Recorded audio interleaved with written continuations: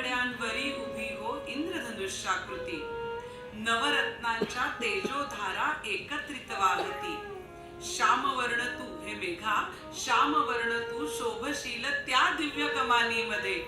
मोर पिसाऱ्यामुळे जसा तो घनश्याम श्रीपती, मोर पिसाऱ्यामुळे जसा तो घनश्याम श्रीपती. रत्नछाया व्यतिकरैव प्रेक्ष्य मे तत्पुरस्तात्. वल्मीकाग्रात् प्रभवति धनुःखण्डमाखण्डलस्य.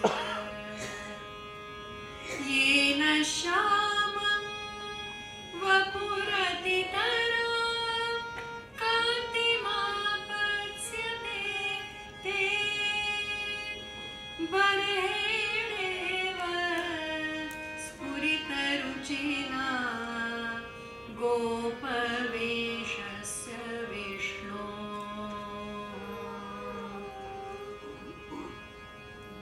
पुढे आम्रकूट पर्वतावरचा वणवा विझवल्यावर तिथंच तू विश्रांती घे असं यक्ष सांगतो.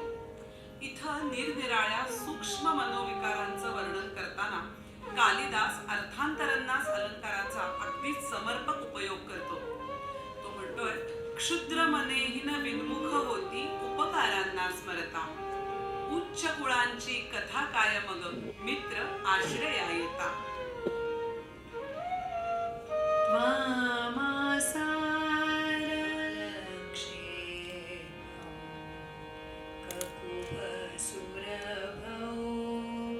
पर्वते पर्वते ते शुक्लापाङ्गैः सजलनयनैः स्वागतीकृत्य केकाः प्रत्युद्यात कथमपि भवान् गन्तुमाशु व्यवस्ये. यक्ष पांडुरता कृशता दावी विरहाची वेदना. सुभगतीला कर दुथडी भरुनी तिचे वाहू दे जल. सुभगतीला कर दुथडी भरुनी तिचे वाहू दे जल. वेणीभूत प्रतनुसलिला सात्वती तस्य सिभ्रंशिभिर्जीर्णपर्णैः. सौभाग्यं ते सुभग विरहावस्थया व्यञ्जयन्ति. कार्ष्यम्येन त्यजति विधिना सत्त्वयैवोपपाद्यः. तुझ्या प्रियेला भेटून आता पुढे चल. दृष्टिपातं वक्त्रच्छायां शशिने शिखिनां बर्हभारे. वर्षाश्रीला मिळवून जावे इच्छित देशाटना. तुला न व्हावा विरह विजेचा. मेघाची प्रियाच नाही का वीज.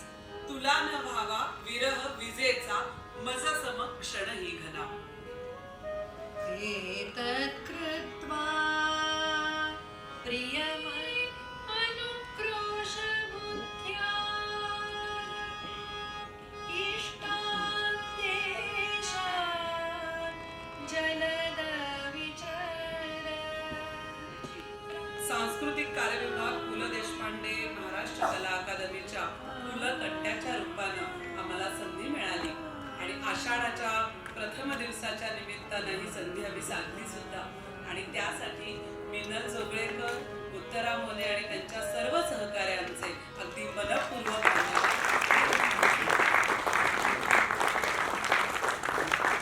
बासरी साथ केदार गोखले.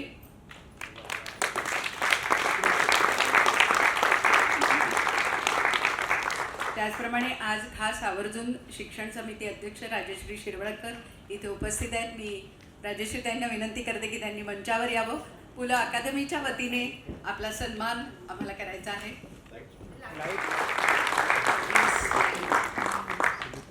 आणि यानंतर मीनल जोगळेकर यांना विनंती करते की त्यांनी या सर्व कलावंतांचे, मान्यवरांचे आणि आपल्या इथे सादरीकरण झाल्यानंतर खरं तर मी बोलूच नाही असं मला वाटतंय. इनफॅक्ट यांचं सादरीकरण आणखी थोडं जास्त चाललं असतं तर सगळ्यांना आवडलं असतं असं मी आमच्या सगळ्यांच्या वतीने, प्रेक्षकांच्या वतीने तरी म्हणून खूप वर्षांपासून ओळखते.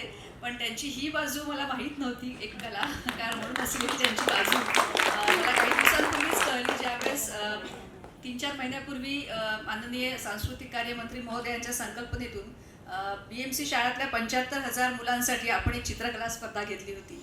आणि त्या सगळ्या स्पर्धेच्या संयोजनासाठी आम्हाला मॅडमनी अतिशय उत्तम असं सहकार्य केलं होतं.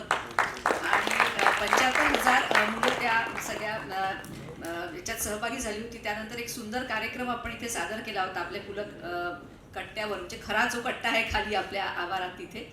आणि त्यावेळेस त्यांनी म्हटलं की अरे असं असं करता येईल का, तर आम्ही म्हटलं झालं. आणि वेगवेगळे राग म्हणजे मला खूपच धनश्रीताईंचं कौतुक वाटतं की स्विच ऑन स्विच ऑफ किती पटकन झटकन त्यांनी केलं. आणि सगळ्या रागांमधनं आपल्याला सफर घडवली त्या मेघा दूता म्हणजे मेघदूत या काव्याची जी सफर घडवली ती खूप सुंदर घडवली. आणि अर्थात सुंदर त्यांना साथ यांनी दिली आहे. दोन्ही कलाकारांचे सुद्धा मी मनापासून आभार मानते.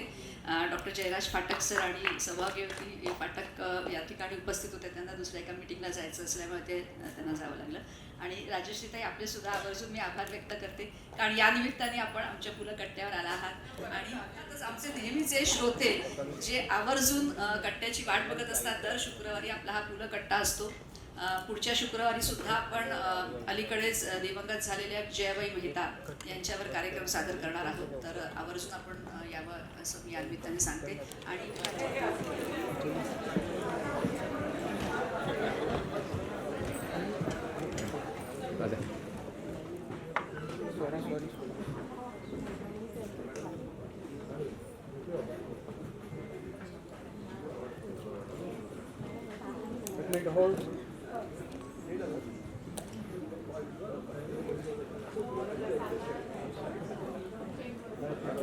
Okay, hold please.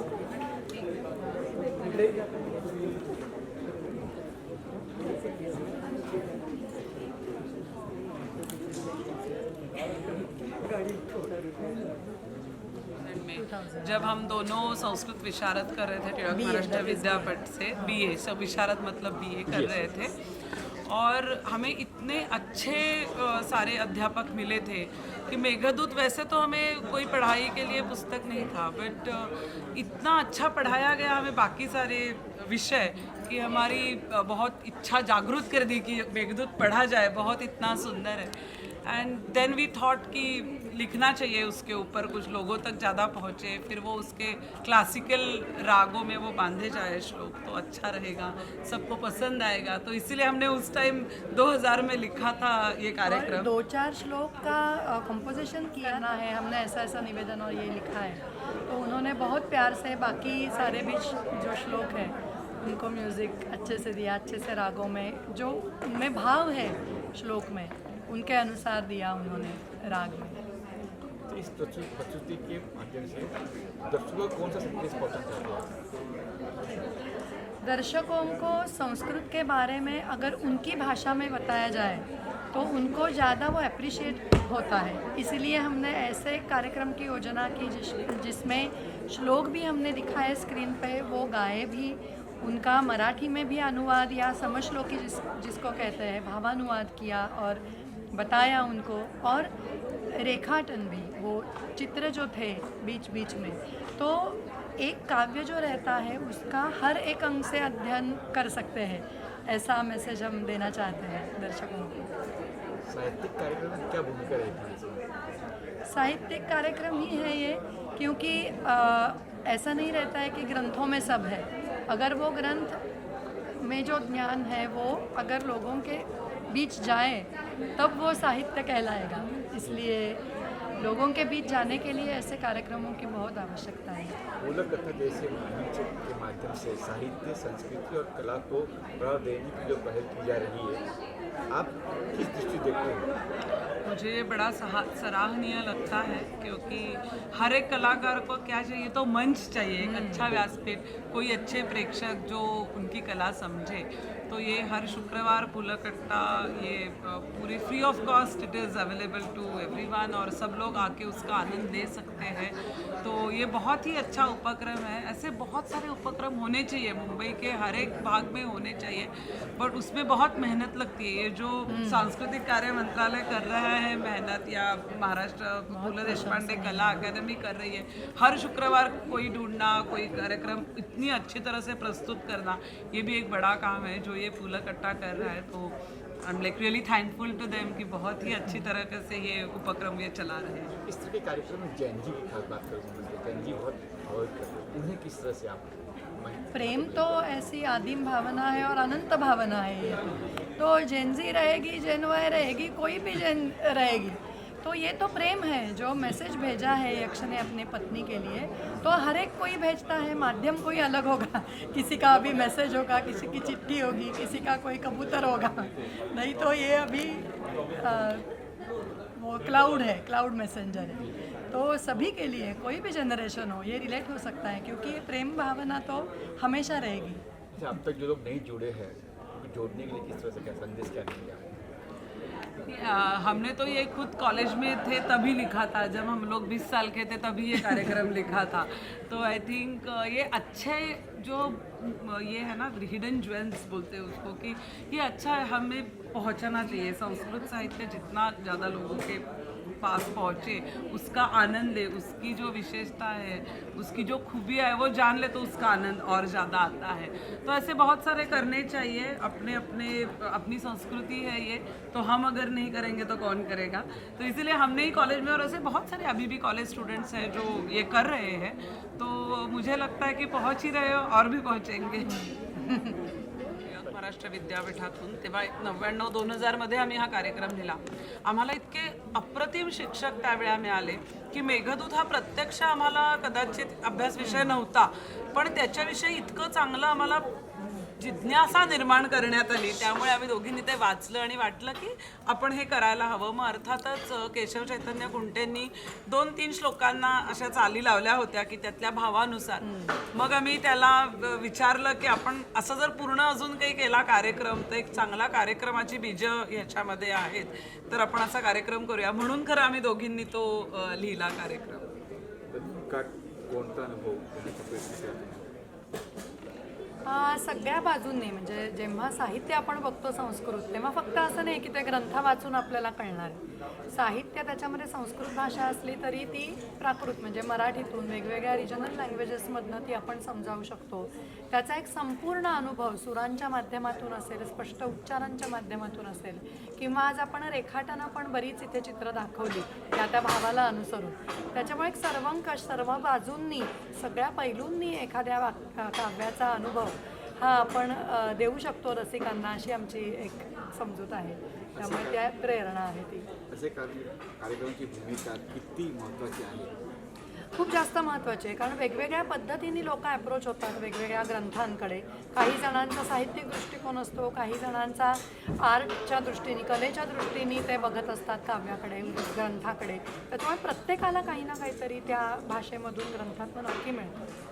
नवीन पिढीला तुम्ही काय म्हणणार? नवीन पिढीला मी हे नक्की सांगेन की यामध्ये जी भावना आहे ती प्रेमभावना आहे, आणि ती आपण कायम व्यक्त करत असतो वेगवेगळ्या माध्यमातून। इथे जे माध्यम आहे ते सहज सगळ्यांना उपलब्ध असलेलं मेघाचं माध्यम यक्षाने निवडलेलं आहे, आणि त्याच्यातल्या फार सुंदर कल्पना त्या कवींनी इथे मांडलेल्या आहेत। त्या जरूर तुम्ही या कार्यक्रमातून समजून घ्या।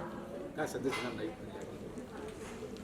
असंच सांगू आम्ही की या पिढीनी कितीही जुनी संस्कृत भाषा असली असं आपल्याला वाटत असलं तरी त्याच्यातली भावना, त्याच्यातले शब्द, त्याच्यातल्या सगळ्या कल्पना या आजही आपल्याला तेवढ्याच रिलेट होऊ शकतात।